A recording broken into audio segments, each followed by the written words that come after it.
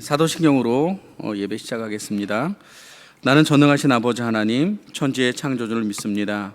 나는 그의 유일하신 아들, 우리 주 예수 그리스도를 믿습니다.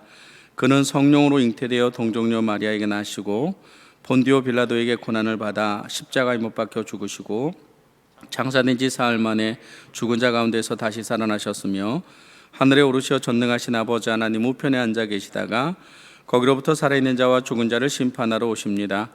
나는 성령을 믿으며 거룩한 공교회와 성도의 교제와 죄를 용서받는 것과 몸의 부활과 영생을 믿습니다. 아멘.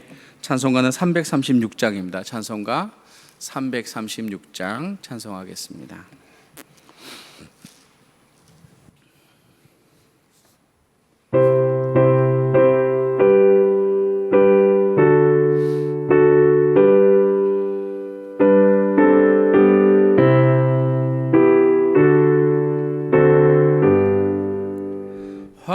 환난과 핍박 중에도 성도는 신앙 지켰네. 이 신앙 생각할 때에 기쁨이 충만하도다. 성도의 신앙 따라서 죽도록 충성하겠네. 옥중에 매인 성도나 양심은 자유 얻었네. 우리도 고난 받으며 죽어도 영광 되도다. 성도의 신앙 따라서 죽도록 충성하겠네. 성도의 신앙 본받아 원수도 사랑하겠네. 인자한 언어 행실로 이 신앙 전파하리라.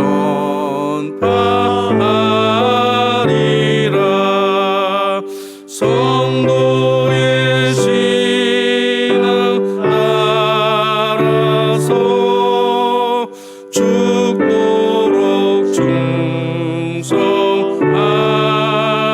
충성하겠네. 아멘. 오늘 말씀은 요한계시록 12장입니다.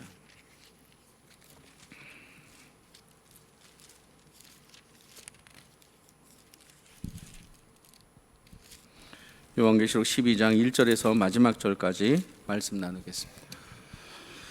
요한계시록 12장 1절. 하늘에 큰 이적이 보이니 해를 옷 입은 한 여자가 있는데 그 발 아래는 달이 있고 그 머리에는 12별의 관을 썼더라. 이 여자가 아이를 베어 해산하게 되매 아파서 애를 쓰며 부르짖더라. 하늘에 또 다른 이적이 보이니 보라, 한 큰 붉은 용이 있어 머리가 7이요 뿔이 10이라. 그 여러 머리에 7 왕관이 있는데 그 꼬리가 하늘의 별 3분의 1을 끌어다가 땅에 던지더라. 용이 해산하려는 여자 앞에서 그가 해산하면 그 아이를 삼키고자 하더니 여자가 아들을 낳으니 이는 장차 철창으로 만국을 다스릴 남자라. 그 아이를 하나님 앞과 그 보좌 앞으로 올려가더라. 그 여자가 광야로 도망하매 거기서 1260일 동안 그를 양육하기 위하여 하나님께서 예비하신 곳이 있더라. 하늘에 전쟁이 있으니 미가엘과 그의 사자들이 용과 더불어 싸울세. 용과 그 사자들도 싸우나 이기지 못하여 다시 하늘에서 그들이 있을 곳을 얻지 못한지라. 큰 용이 내쫓기니 옛 뱀 곧 마귀라고도 하고 사탄이라고도 하며 온 천하를 꿰는 자라. 그가 땅으로 내쫓기니 그의 사자들도 그와 함께 내쫓기니라. 내가 또 들으니 하늘에 큰 음성이 있어 이르되 이제 우리 하나님의 구원과 능력과 나라와 또 그의 그리스도의 권세가 나타났으니 우리 형제들을 참수하던 자 곧 우리 하나님 앞에서 밤낮 참수하던 자가 쫓겨났고 또 우리 형제들의 어린 양의 피와 자기들의 증언하는 말씀으로써 그를 이겼으니 그들은 죽기까지 자기들의 생명을 아끼지 아니하였도다. 그러므로 하늘과 그 가운데에 거하는 자들은 즐거워하라. 그러나 땅과 바다는 화 있을진저 이는 마귀가 자기의 때가 얼마 남지 않은 줄을 알므로 크게 분내어 너희에게 내려갔음이더라 하더라. 용이 자기가 땅으로 내쫓긴 것을 보고 남자를 낳은 여자를 박해하는지라. 그 여자가 큰 독수리의 두 날개를 받아 광야 자기 곳으로 날아가 거기서 그 뱀의 낯을 피하여 한 때와 두 때와 반 때를 양육받음에 여자의 뒤에서 뱀이 그 입으로 물을 강같이 토하여 여자를 물에서 떠내려 가게 하려 하되 땅이 여자를 도와 그 입을 벌려 용의 입에서 토한 강물을 삼키니 용이 여자에게 분노하여 들어가서 그 여자의 남은 자손 곧 하나님의 계명을 지키며 예수의 증거를 가진 자들과 더불어 싸우려고 바다 모래 위에 서 있더라. 아멘. 오늘 12장 1절에서 마지막 17절까지 말씀을 봤습니다. 이 요한계시록 12장하고 13장의 큰 주제는 무엇이냐? 사탄과 교회의 싸움. 사탄과 교회의 싸움. 12장에서는 사탄이 오늘 본문 1절에 보면 하늘의 큰 이적을 보니 해를 옷 입은 한 여자가 등장하는데 이게 여자의 동그라미. 여기서 말하는 이 여자는 교회를 상징해요. 이 여자를 누가 괴롭히는가? 붉은 용이 괴롭히는 거. 이걸 사단으로 상징하는데 3절에 보면 하늘에 또 다른 이적이 보이니 보라 한 큰 붉은 용이 있어. 붉은 용의 동그라미 한번 쳐볼까요? 그래서 여자와 사단의 싸움, 교회와 사단의 싸움이 12장 13장의 내용인 거예요. 결국은 교회가 이기지만 교회를 사단이 사실은 아주 심하게 괴롭히죠. 그리고 이 싸움은 만만치 않은 싸움입니다. 그래서 오늘 제목은 교회를 위협하는 사단입니다. 교회를 위협하는 사단. 우리가 신앙생활을 하다 보면 우리의 신앙을 위협하는 어둠의 권세가 분명히 있어요. 보이지 않지만 그런 속에서도 우리가 어떻게 이길 수 있는지 또 사탄이 어떤 존재인지를 12장 13장에서 우리가 한번 살펴보려고 합니다. 첫 번째는 교회를 위협하는 사단. 첫 번째는 사단의 방해에도 하나님의 계획은 반드시 이루어진다는 거예요. 교회를 향하신, 성도를 향하신 하나님의 계획은 사단이 아무리 괴롭히고 힘들게 하여도 반드시 막을 수 없다, 사단이. 그래서 오늘 본문 4절 보면 그 꼬리가 하늘의 별 3분의 1을 끌어다가 땅에 던지더라. 이 사단의 용맹, 사단의 권세가 대단하죠. 하늘의 별 3분의 1을 끌어다가 땅에 던지고 용이 해산하려는 여자 앞에서 그가 해산하면 그 아이를 삼키려고 있지만 여자가 아이를 낳으니 이는 장차 철장으로 만국을 다스릴 남자라 그랬어요. 여기 여자가 아들을 낳으니 밑줄 한번 딱 거보세요. 이것은 앞으로도 교회와 사단의 전쟁이 일어나긴 하지만 우리가 하나님의 말씀을 믿을 수밖에 없는 것은 예수 그리스도가 이 땅에 태어날 때 그 여자에게서 예수가 나오지 못하도록 구약에 끊임없이 이스라엘 백성들을 괴롭혔지만 결국은 하나님의 계획대로 예수가 이 땅에 오셨고 우리를 위하여 구속사역을 진행하셨죠. 우리가 신앙생활하면서 우리의 마음 가운데 확실히 가져야 할 것은 무엇이냐? 어둠의 권세가 아무리 우리를 괴롭힌다 하더라도 사단이 우리의 인생을 방해한다 하더라도 하나님의 계획은 반드시 이루어질 줄로 믿습니다. 이게 첫 번째입니다. 자, 교회를 위협하는 사단 두 번째는 교회는 반드시 승리한다라고 합니다. 교회는 반드시 승리한다.